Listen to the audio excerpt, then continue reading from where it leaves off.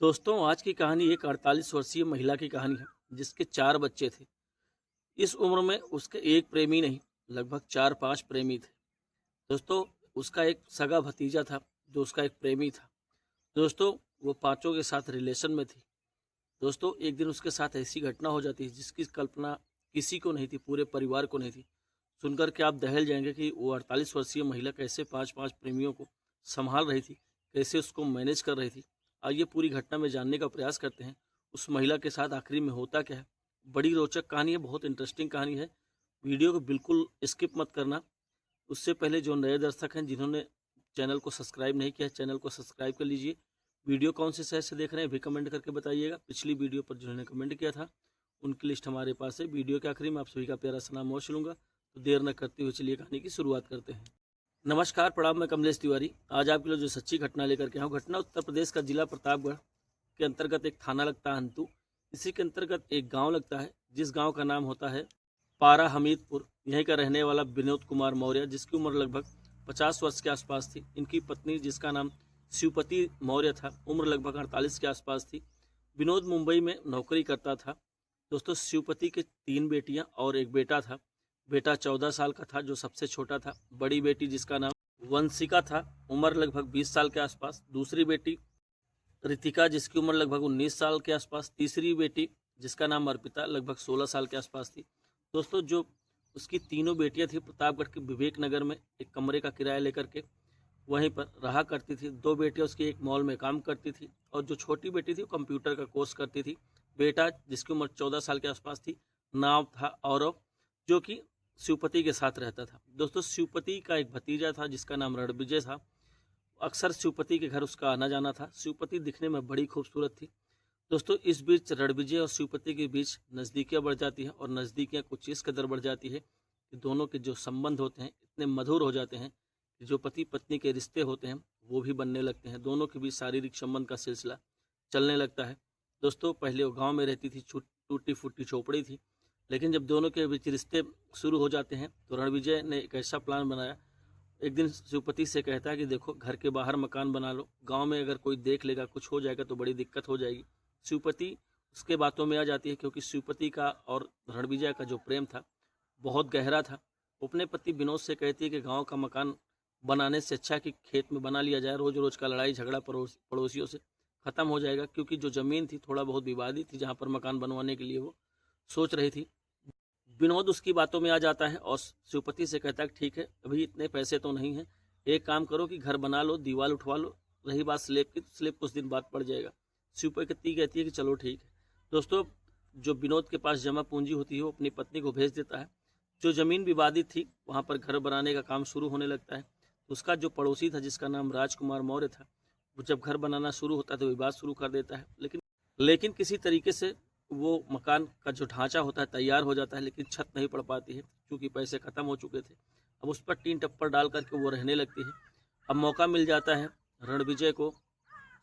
शिवपति और रणविजय रोज मिलने लगते हैं। जब उसका बेटा सो जाता है, रणविजय शिवपति के घर जाता, रात भर उसके साथ रहता और उसकी ज़रूरतें पूरी करता। दोस्तों, ये प्रेम संबंध चलने लगता है, बहुत दिन तक चलता है। किसी को कानो कान खबर नहीं थी क्योंकि बेटियां बाहर रहती थी, पति भी बाहर रहता था, पूरा घर खाली था। लेकिन दोस्तों, कहते हैं इसी बीच और लोगों की एंट्री हो जाती है। तो शिवपति थी थोड़ा सा तेज तर्रार बहुत ज़्यादा थी। वो उसके ज़िंदगी में 4-5 व्यक्ति और आ जाते हैं। वो सबसे वीडियो कॉल पर बात करती। एक दिन अचानक जो रणविजय था वो देख लेता है, उसको बहुत समझाने का प्रयास करता है। कहता कि देखो, जो कर रही हो गलत कर रही हो, रिश्ता रखो तो सिर्फ हमसे रखो, किसी और से रखना ठीक नहीं है। उसे बहुत समझाता है, वो समझती नहीं है। वो कहती मैं किसी से संबंध नहीं बनाती हूँ, बस बातचीत हो रही, इसमें क्या बुराई है। बातों को दबाने का प्रयास करती है। रणविजय समझ जाता है कहीं न कहीं मुझे धोखा दे रही। रणविजय के बार बार समझाने के बावजूद जब शिवपति नहीं समझती है तो रणविजय सोचता है कि कोई न कोई रास्ता निकालना पड़ेगा जिससे कि इससे पिंड छूट जाए या लोगों से पिंड छूट जाए। दोस्तों, जब इसका मकान बनकर के तैयार हो गया था, एक दिन वो अपने पति से कहती है कि कुछ पैसे भेज दो, छत भी डलवा लिया जाए। तो उसका पति कहता है कि चलो ठीक है।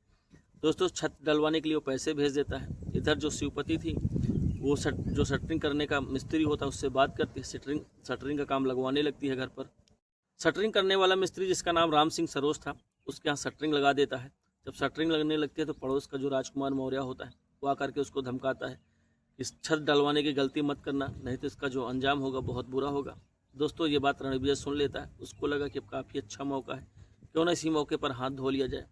दोस्तों धमका करके राजकुमार अपने घर चला जाता है। रात होती है। रात होने के बाद जो शिवपति थी अपने बेटे औरों के साथ खाना खाकर घर में सोने लगती है। रणविजय उसको फ़ोन करता है, कहता है कि हमें तुमसे मिलना है। उसको उसके प्लान की कतई भनक नहीं थी। वो कहती है ठीक है आ जाओ। दोस्तों रणविजय उससे मिलने जाता है। मिलने के बाद दोनों में बातचीत होती है। बातचीत के बाद दोनों में संबंध बनता है। रणविजय उसको बार बार समझा रहा था कि जो तुम सबसे बात करती हो ये गलत बात है। वो उसकी बातों को टाल मटोल कर रही होती है। बात विवाद बढ़ता जाता है और बढ़ते बढ़ते कुछ इस कदर बढ़ जाता है कि दोनों में झगड़ा होने लगता है। जो रणविजय था उसको इतना तेज गुस्सा आ जाता है कि अपने आप को रोक नहीं पाता है। वहीं बगल में खुदाई करने वाली कुदाल रखी होती है। उस कुदाल से शिवपति के सर पर ताबड़तोड़ वार कर देता है। दोस्तों उसकी चीख और आवाज़ सुन करके उसका बेटा जो और बगल में सो रहा था उसकी नींद खुल जाती है। उस सारी घटना को अपनी आंखों से देख लेता है। रणविजय डर जाता है कहीं ऐसा ना हो कि सुबह हमारी पोल पट्टी खोल दे। उसका प्लान तो ये था किसी तरीके से राजकुमार को फंसा दूंगा और मामला भी साफ हो जाएगा, मैं बच जाऊंगा। दोस्तों जब औरव जग जाता है तो रणविजय डर जाता है। उसी कुदाल से औरों के सर पर वार कर देता है। दोस्तों दोनों वहीं दम तोड़ देते हैं ऐन मौके पर। उसके बाद रणविजय आता है अपने घर पर। अगले दिन सुबह रणविजय जो सब्जी बेचने का काम करता है सब्जी मंडी चला जाता है। सुबह जो राम सिंह सरोज होता है मिस्त्री शटरिंग करने वाला, वो घर पर आता है। पहले आवाज़ देता है तो कोई बोलता नहीं है। वो अंदर घर में जाता है। जब अंदर जाता है तो उसकी चीखें निकल जाती है। वो जोर जोर से चिल्लाने लगता है। उसकी चिल्लाहट की आवाज़ सुनकर के सारे गांव के लोग इकट्ठा हो जाते हैं।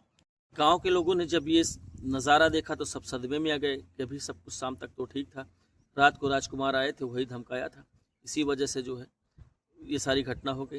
दोस्तों ये घटना का अंजाम देने के बाद जो रणविजय था, जो उसकी बेटियां थी शिवपति की, उसको फ़ोन करके कहता कि राजकुमार आया था, तुम्हारी माँ को धमका कर गया है। और जो शटरिंग का काम करने वाला राम सिंह था उसको भी फ़ोन किया कि सुबह जल्दी जल्दी शटरिंग का काम शुरू कर दो जिससे कि लेंटर पर जाए।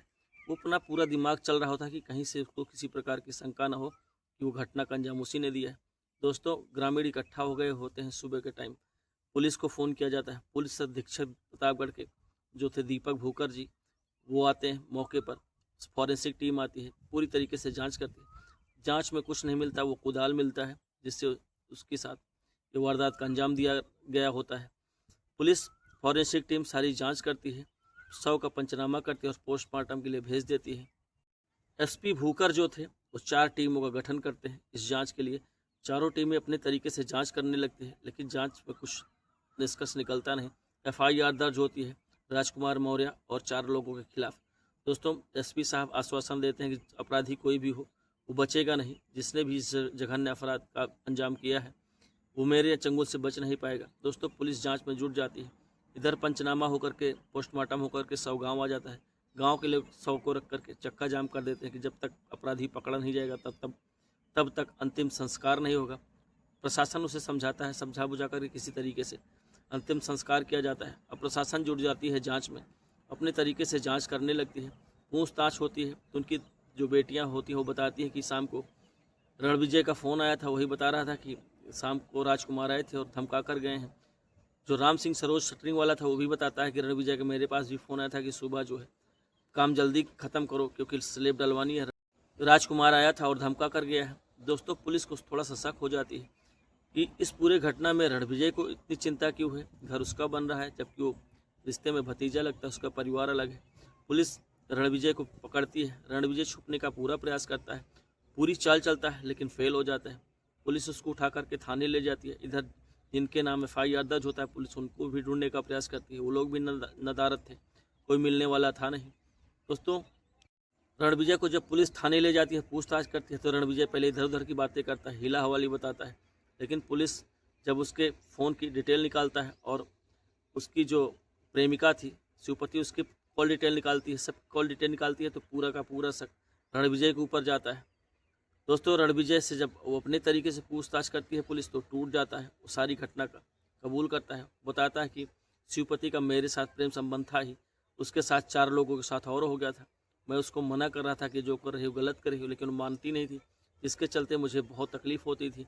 वो हमारे साथ तो सब रिलेशन में थी, मेरे अलावा 4 लोगों के साथ और रिलेशन में थी। मेरे समझाने के बावजूद नहीं समझी तो मुझे कोई रास्ता नहीं दिखा। जब शाम को राजकुमार आया और धमका कर गया तो मुझे रास्ता मिल गया और मैं जो है ऐसा कांड कर दिया। दोस्तों, पुलिस उसको गिरफ्तार करके संबंधित धाराओं में जेल भेज देती है। मात्र 3 दिन के अंदर प्रतापगढ़ के एसपी दीपक फुकर पूरी घटना का खुलासा कर देते हैं। पूरा प्रशासन जब ये पूरी घटना सुनता है तो दंग रह जाता है कि एक ऐसी महिला जिसकी इतनी उम्र हो चुकी हो और एक नहीं 4-4, 5-5 लोगों के साथ ऐसे रिलेशन में हो। दोस्तों, जब उसके परिवार वाले पूरी घटना सुनते हैं सब दंग रह जाते हैं। लेकिन अब परेशान होने से क्या फ़ायदा, अब तो बहुत देर हो चुकी थी। एक बेकसूर लड़का जिसका कोई कसूर नहीं, वो भी इस दुनिया को छोड़ करके चला गया। उसको भी ऐसी दर्दनाक मौत मिली। दोस्तों, बहुत सारी ऐसी घटनाएं समाज में ये अवैध संबंधों के चलते हो रही। ये सारे रिश्ते हमें एक बहुत बड़ी सीख देते हैं कि समाज में जो है रिश्तों को शर्मसार करने का आपका अधिकार कोई नहीं। रिश्तों को बचाए रखें, मर्यादाओं में रहिए। ऐसी कोई घटना किसी के साथ ना हो। सावधान रहें, सतर्क रहें। कहानी सुनाने का उद्देश्य आपको जागरूक करना, सावधान करना, सतर्क करना, किसी की भावनाओं को ठेस पहुंचाना नहीं। वीडियो अच्छी लगे तो चैनल को सब्सक्राइब करिएगा, वीडियो को लाइक शेयर करिएगा। कल मिलूंगा एक नई कहानी के साथ। आज की कहानी बस इतना ही। लेकिन जाने से पहले जिन्होंने पिछली वीडियो पर कमेंट किया था, 2 मिनट उनका प्यारा सा नाम लेना चाहूँगा। लखपत राय, रामावती सैनी राजस्थान से, अनिल कुमार, शिवांश यादव, असलम कामिल, संजय यादव पंजाब से, दिलीप राजपूत खंडवा से, आशीष रस्तोगी, सुधीश कुमार पटेल दिल्ली से, राम बहादुर सिंह PN तिवारी जी बलिया उत्तर प्रदेश से, मुन्ना दुबई से, पवन कुमार दिल्ली से, ओम प्रकाश सैनी अमेला आयाम बलरामपुर UP से, शेख मोहम्मद प्रवीण चौधरी, गगन राम नरेंद्र देव जहानाबाद बिहार से, मोहम्मद जमाल अहमदाबाद गुजरात से। आप सभी ने वीडियो पर इतना प्रेम और स्नेह दिया, ऐसे ही प्रेम और स्नेह बनाए रहें। कल मिलूंगा एक नई कहानी के साथ। आज की कहानी में बस इतना ही। धन्यवाद, नमस्कार।